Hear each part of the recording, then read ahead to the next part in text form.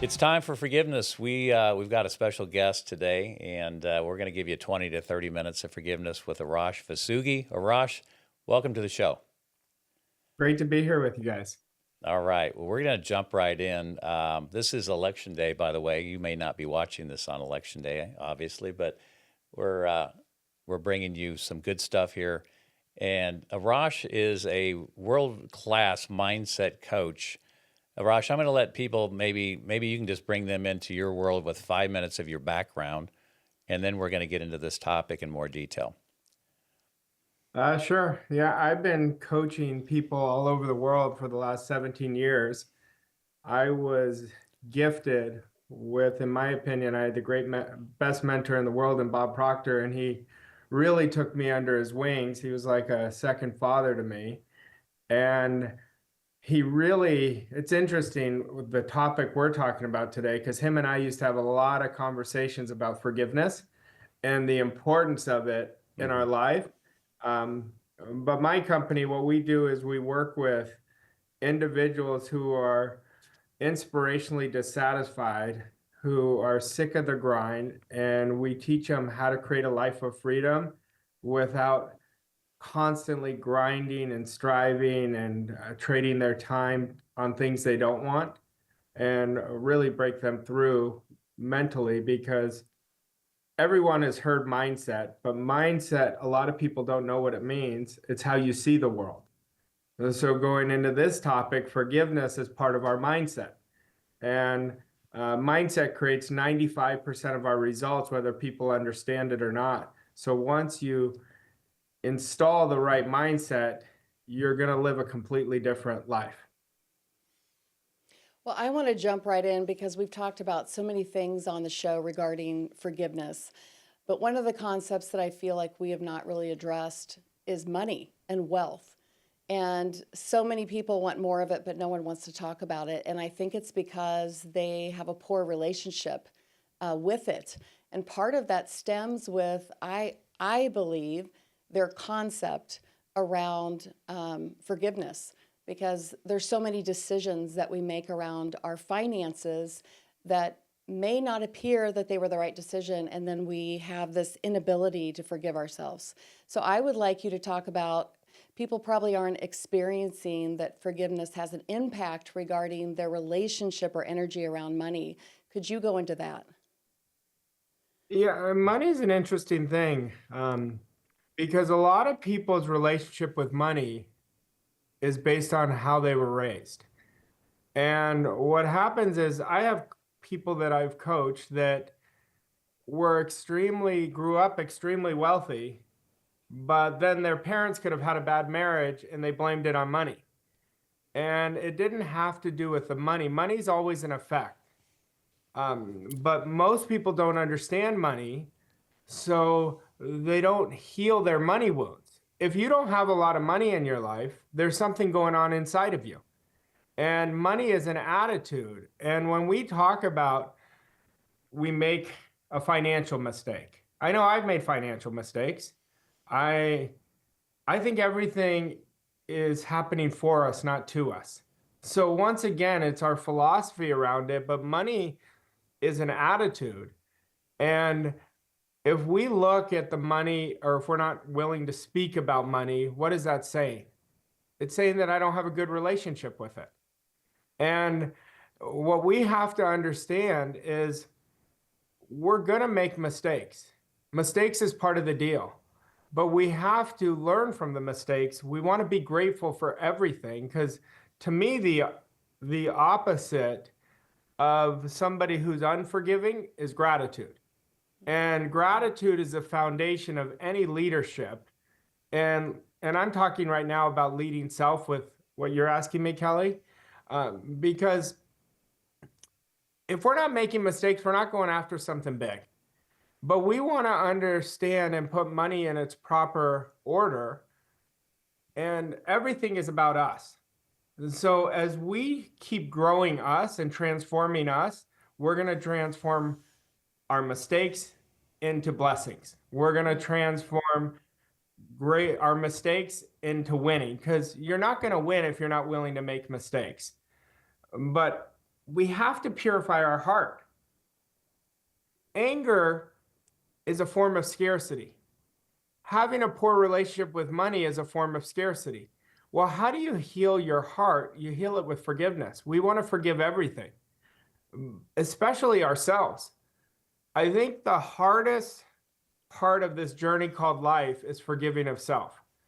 But in order to forgive self, we have to understand who we are. And most people don't understand who they are. And they're wanting to create more money, but they're not willing to change. It's never going to happen until we grow ourselves. Well, I want to comment. You just said we have to forgive everything. And there's someone listening to this podcast right now that is saying, Arash, but you don't understand what happened to me or what I've been through, because I can't forgive that, or you wouldn't tell me to forgive that if you knew my story. What do you say to them?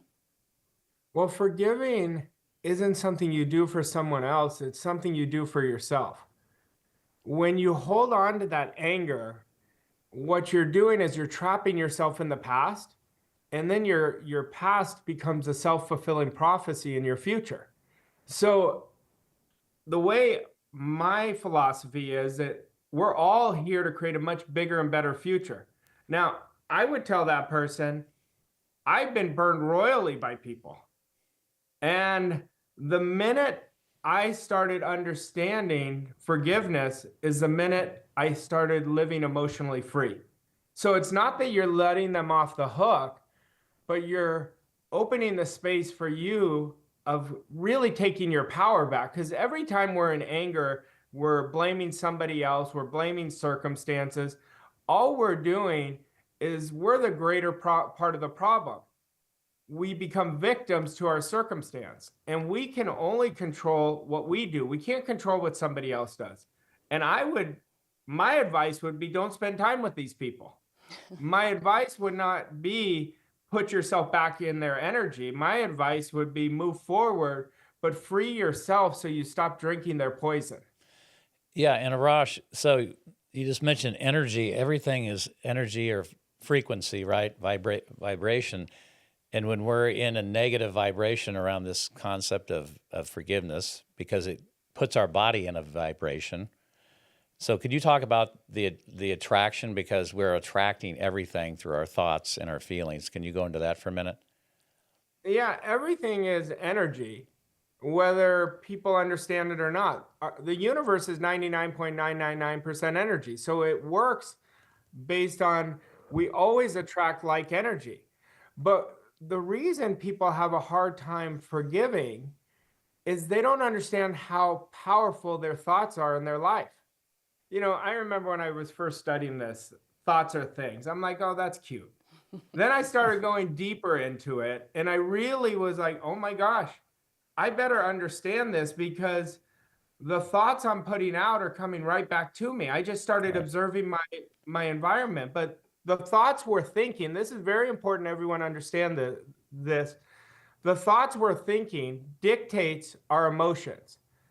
And our emotions dictate the vibration we're in, and the vibration dictates what we attract.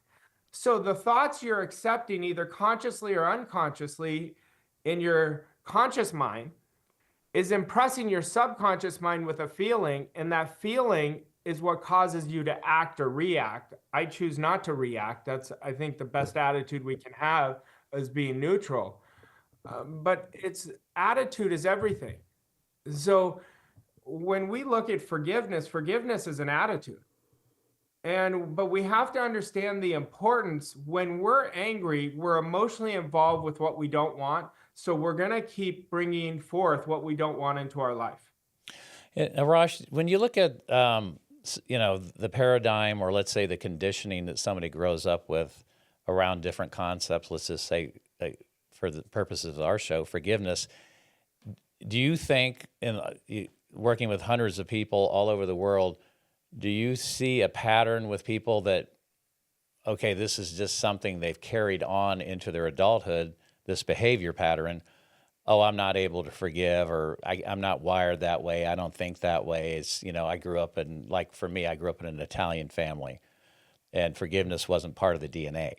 So Yeah. do you hear this a lot? I'm sure you do. I want you to talk about it, where somebody is just carrying a habit pattern into adulthood because that's what they saw growing up. How do you coach somebody around that? Yeah, there's no question. It's a paradigm that's past generational, but we have to what I try to do is educate the people. And I think through education, we can create great awareness. But we've got to understand why we hold on to anger. We hold on to anger because we're driven by the ego. The ego wants us to compare to somebody else. It wants us to um, really constantly be in perfectionism. So when we understand it's coming from the ego is the weakest side of our personality. So once I start educating and I just ask a simple question, I said, "How is this serving you?" They go, "Well, it's not serving me." All right. And I said, "So why don't you let it go?" "Well, it'll take me 2 days or it'll take me a week." I said, "No, you want to let it go right now." I said, "Because why would you want to infect your central nervous system with such toxic energy? Because all you're going to do is make yourself sick." Like if you look and observe, the people who are the most angry are the most miserable people in the world, but they're not taking personal responsibility. They are more emotionally involved in being right than being free. And Yeah. you guys have kids. I have kids. I think kids teach us so much because they grow so fast. And so we don't know how long we have here. I think it is a complete waste of our energy staying in anger, staying in our old story, staying in our parents' paradigms of unforgiveness or our grandparents' paradigm of unforgiveness, because all we're going to do is keep ourselves from impact of what we can give the world that creates a ripple effect. What do you Like, what think, if I, Arash? Let me just interrupt you. What do you think people perceive they're getting out of it? Because even though they're engaged in a negative behavior pattern, at some level they believe they're benefiting, like they're getting something out of holding that grudge or not being willing to forgive. In their mind, what do you think how do you think they're benefiting from that?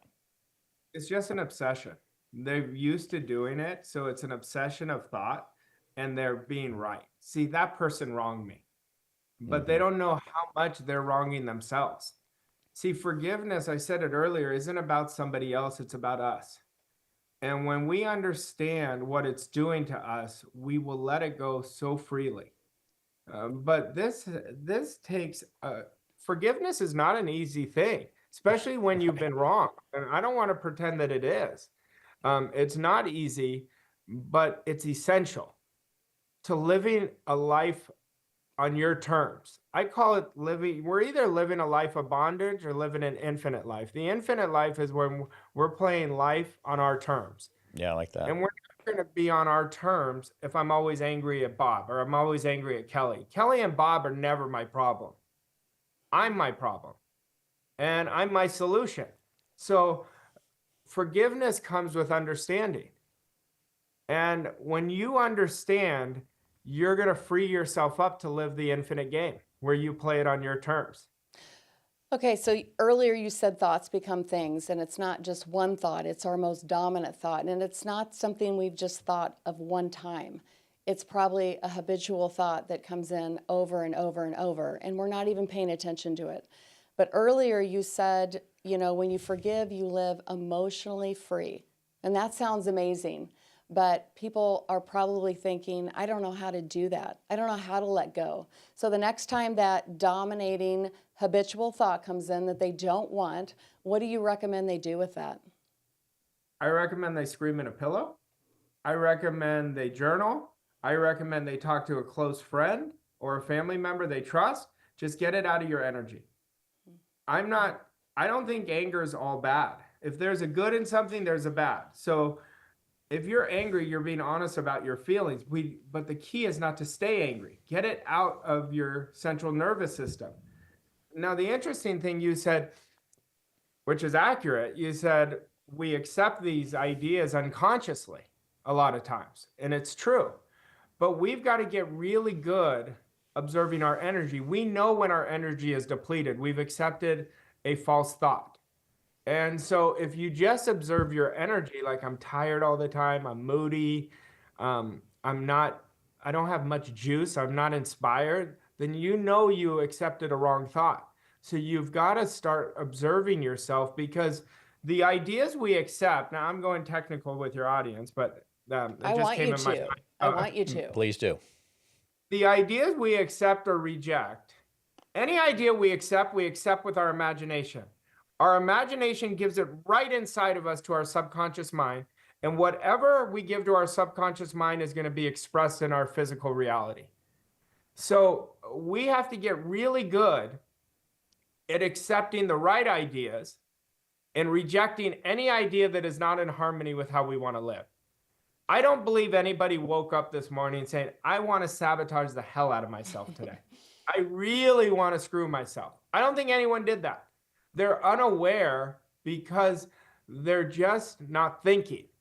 If I told you the number one sabotager, and I've done this for a long time, is just that people don't think.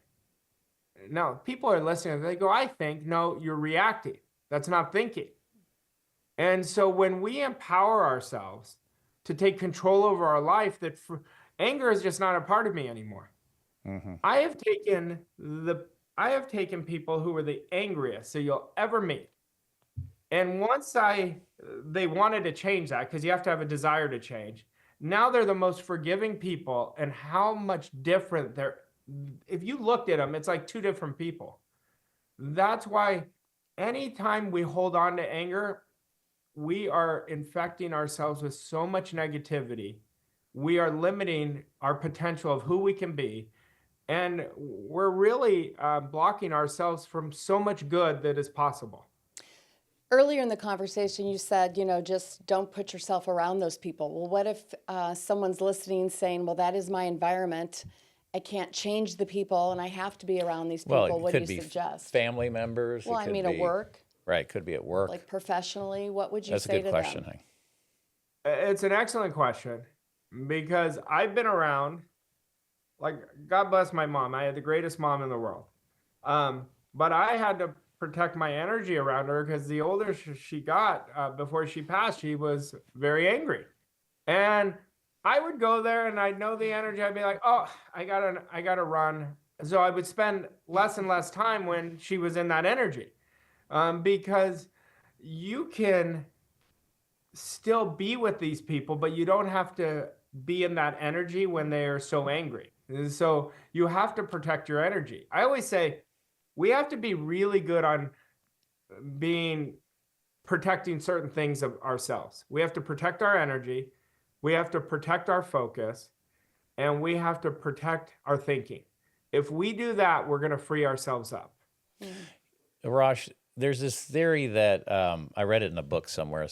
I don't remember which book, but it said there's really at the heart of it all, there's only two emotions: fear and love. And when you look at bitterness, being angry at somebody, unwilling to forgive, resentment, all those things, at the end of the day, do you feel like that is just an expression of somebody is in a fearful state versus they're in a state of harmony or love? Yeah, well, if we can't forgive, we can't love. That's just a fact. So think about that. When we're angry, it's the opposite of love. So if we're constantly angry, we can't love. So it is a part of their identity, and it's years of hurt that they've never dealt with. So it's years of suppressed emotions that they've never dealt with. So, like, we have to make a rule for ourselves. This is one of my highest beliefs. And you may not agree, or somebody may not agree, but this has worked for me. You never suppress, you never hide. When we suppress or hide, we're protecting ourselves from who we want to become. So when we start making these real foundations as part of our identity, you're going to transform your life.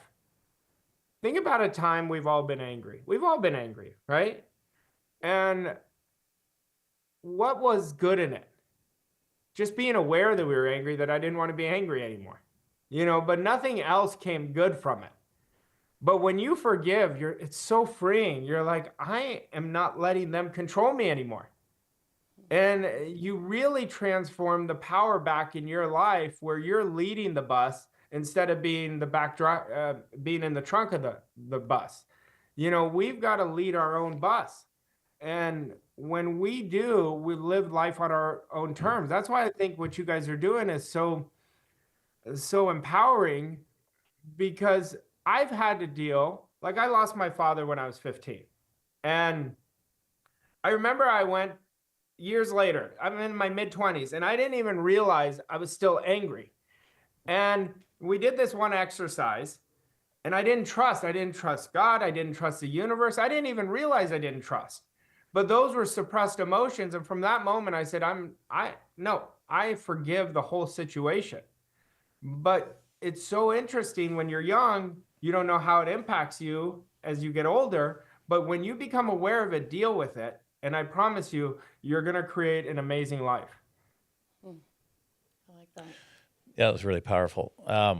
So, Arash, we're going to kind of wrap up here on our 30 minutes of forgiveness this morning. And you've said a lot of things that are very compelling and very powerful. We always like to end our conversations with our guests just asking them what is their definition of forgiveness. If you had to encapsulate it in one or two sentences, what would you say? My definition of forgiveness is always looking at gratitude.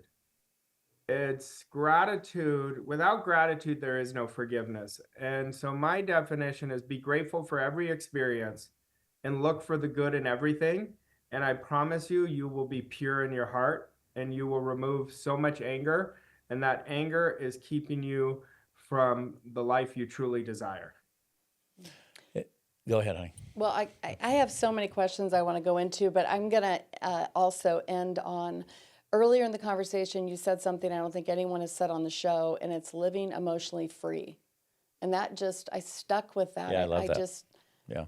And I guess I would like to dig deeper, just really quick, and you explain what does that look like and feel like in your life so someone really understands what does he mean by that, because I want that. Years ago when I really got deep into this work, I thought I wanted, because I was struggling, I thought I wanted financial freedom. I didn't. I wanted emotional freedom. And emotional freedom is where you're so comfortable in your own skin and you're not worried about what anybody else thinks and you're living life on your terms. When I think that's what we all desire. We all desire to live free. Our soul hates being boxed in. That's like if we're in a situation where somebody's really needy with us, you just want to go. You just want to get away from it. Mm-hmm. It's because we're not free. And so when you're emotionally free, and I think that's the lesson we're here on to live, is to serve and be free so we can express our genius. And when you're emotionally free, you're never holding back. Like think of kids. When kids, they're the most honest when they're younger, right? They'll tell you whatever they think. We came into this world emotionally free. And then we started picking up, like Bob was saying, on other people's paradigms. And then we conformed and we've gotten rigid. We've gotten tight with ourselves. We want to be loose. That's emotional freedom. Like today, imagine you were living where you didn't care what anybody else thought. You were just doing what you loved. That's emotional freedom. And to create emotional freedom demands personal transformation. You're never going to get it until you transform yourself. And Arash, when you say living life on your own terms, what does that look like? How would you explain that to somebody? To me, it's very simple. It's doing what you want, when you want, with whomever you want, as often as you want. And that's living on your terms. That's what we're here to do. We're not here to do what we don't want, yet we're constantly doing what we don't want. We're not going after our dreams. Why? Because we can't even accept it. And why is that, Arash? Why is it that we can't accept our dreams? It's because we forgot who we were. We have to understand we're spiritual beings living in a physical body, and we've been gifted an intellect. And how we use our intellect is how we create our environment. But we're not using our intellect accurately the way it was given to us. So we have to start radically accepting much bigger ideas of ourselves. And we have to understand every one of your listeners right now wants something. And they've got to accept that want right away. And then they've got to fill it in their mind and really make it a love story where it's always on their mind. When anything's a love story, it's a beautiful energy. We're talking about forgiveness, beautiful energy. When you're in love, it's always on your mind, but that's how we want to think about towards accepting bigger and bigger ideas of ourselves. Yeah. Well, but you're going to hear this.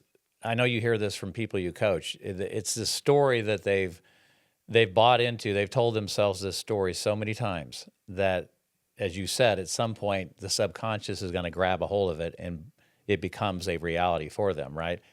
So how do you break somebody's like that cycle, that story they just want to tell over and over and over again? How do you interrupt the pattern, so to speak? Well, I cut them off is what I do. And I say that's honestly what I do. You interrupt the behavior. And I say that's your old story. So we have to write a new story because our story becomes our self-fulfilling prophecy, which our story creates our identity, our results. So we have to rewrite our story every day of the story we want. Now, I'm talking about doing some work now. Yeah. But right. If you want to be emotionally free, you have to pay that price. So we've got to go build a new model. See, I never work on my old model. I'm just constantly building the new model because it's much easier to behave our way into a new identity than it is to think our way into a new identity. So a great exercise. That's really powerful. Arash, say that again. That's super powerful what you just said. Sure. It's much easier to behave our way into a new identity than to think our way into a new identity. Thinking is the hardest work in the world. But once we disrupt comfort, say, I'm doing this and do it right away, you just transformed your identity. But like, let's say somebody's on this call and they want to change their story around forgiveness. Let's say they say, you know what? I am sick of holding all this anger in. I would recommend every morning when you wake up, you write your new story. I'm so happy and grateful now that all I do is focus on love. I am not letting people off the hook, but I'm nourishing my soul by moving forward. And I'm constantly getting better and better every day. You keep writing that over and over again, you're going to change your story and you're going to forgive so much more quickly. I know, I love that. Arash, thanks so much. People can start behaving their way to forgiveness. That's really good. Yeah, we could talk I know we could keep going a lot, quite a ways here, Arash, but you shared some really powerful ideas. And I always like to say we think from ideas. And if we never entertain any new ideas, how do we expect anything to change over time, right? But you shared some really powerful ideas today that I think that people can just start to grab hold of and think through, and how can I apply some of these ideas that Arash shared this morning? Things can begin to change quickly. So, any parting words, my darling? No, I'm just going to really consider emotionally free. That really stuck with me. And I'm going to start behaving in the manner or mindset of being emotionally free. It's a beautiful idea. Yep. Arash, where can our listeners find you? More information on Arash. You can go to my website at bosscoachingco.com. I have a podcast that's kind of like yours, really 20, 25-minute segments and that are very actionable. It's called 7-Figure Standard Podcast. And I have a lot of my content on YouTube. If you just Google my name, you'll find me. But I want to congratulate both of you guys because this is a different podcast for me that I've been on. I'm on a ton of podcasts. And this is I call it the real work, the deep internal work that you guys are doing. And, there's fake work and there's real work. You guys are doing the real work. And I want to congratulate you because forgiveness has been a huge part of my transformation, and keep doing it because you're impacting you. I guarantee in a few years, I'm going to talk to you guys and you're going to tell me how many millions of people you've impacted. So I want to congratulate both of you. And I accept that idea. Thank I you, also Arash. accept that idea, Rosh. You know, Rosh, I don't want to go backwards here, but I just feel compelled to ask this question before we wrap. You mentioned needing there was a issue with your father, and he had passed away at an early age, and this idea of forgiveness there. Do you think, not think, but is your experience in working with people that this concept of forgiveness, is it predominantly around the parent sibling, or where is it? Is it the sibling thing? Is it the parent thing? But where do you see it most predominant, where people are holding on to unforgiveness? I think it depends on which season of our life. Like whatever that created an emotional impact, it could be peers. You were in school and somebody did something really nasty to you and you just went with it. And it could cause lack of trust and it could freeze somebody. So I think we all have emotional impacts. Like you guys have had emotional impacts. And if you look at what's the greatest emotional impact, that's where the forgiveness work really starts. Okay. So That's what I don't think it's, it's different because we've all had them in different places. We Right. all have them at different times. But I will tell you, no matter how hard something has been, adversity is very temporary and it will pass. And you want to remind yourself this will pass. It's just how we think about things. Then we change the complete image in our mind of what it is. Mm-hmm. Yeah, this idea that we delete, distort, and generalize can take us down the wrong path really quickly. So I appreciate you sharing that. All right. Well, Arash, an amazing conversation. It's a great way to start the morning off here on Election Day. So thanks for sharing your insight, your energy, and your wealth, because that's really what you have, a wealth of ideas. And every time we interact with you, I just feel better. So Thank you. thanks so much. Anything you want to end with, honey? No, I have much gratitude for you. Thank you, Arash. All right. You're Well, welcome. we'll see you next time on Time for Forgiveness. Share and like these episodes, and pass them on if you're benefiting like we did this morning. We'll see you next time on Time for Forgiveness.